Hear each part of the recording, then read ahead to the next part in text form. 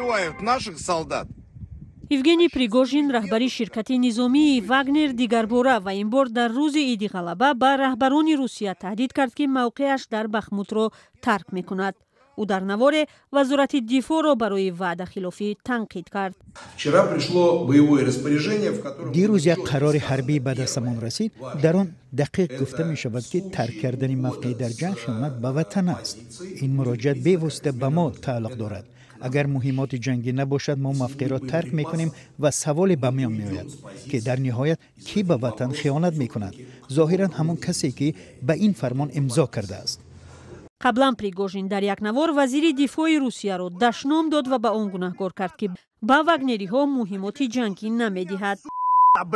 ЧВК вагнер ки аз сӯи чанд кишвар аз ҷумла амрикову фаронса террористӣ эълон шудааст, баҳори соли 2022 ба ҷанг дар Украина пайваст.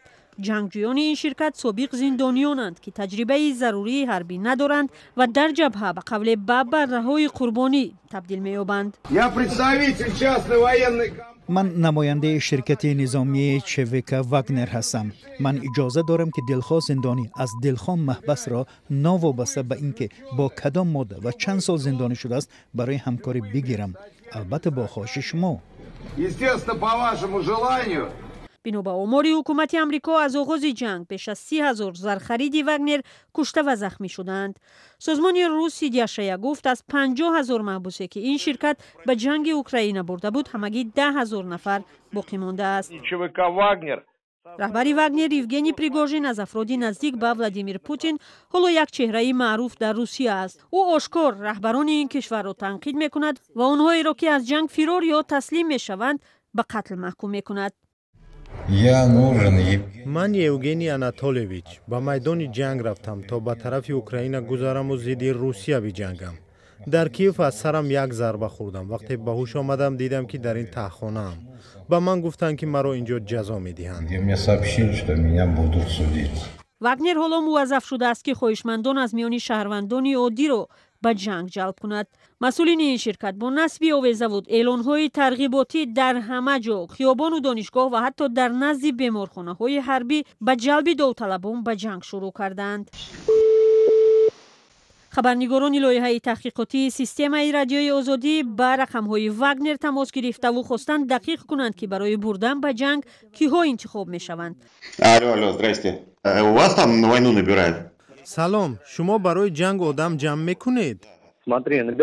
бале, мо ба қушунҳои ҳамлагар қабул мекунем. 2-3 ҳафта тамрин аст. қарордод аз 4 моҳ сар мешавад. маош 240,000 рубл. бо худ бояд як бастаи ҳуҷҷатҳоро бигирӣ. мехӯронанд, мепӯшонанд, машқ медиҳанд. ман бо қонун мушкил дорам. мехостам аз ҷазо бигурезам. мегӯянд шумо дар ин кор кӯмак мекунед. мурофиаи додгоҳӣ гузашт? не, набуд. ман дар хонаи хешам пинҳон шудаам. пештар ягон парванда дошти ҷиноят кардагӣ будӣ? модда 162 ғоратгарӣ буд. билети ҳарбӣ дорӣ? не, албатта. ба касе чизе нагуфта ба Краснодар Молкино меравӣ, бо шиноснома медароӣ, давомашро онҷо ба ту мегӯянд. тамрингоҳи ЧВК вагнер дар наздикии хоҷагии Молкина дар минтақаи Краснодар ҷойгир аст. дар ҳамин ҷо зархаридонро чанд ҳафта тамрин медиҳанд. зархаридони ширкати низомии вагнер дар ҷангҳои Африқо, Сурия ва Украина ҳам ширкат карданд.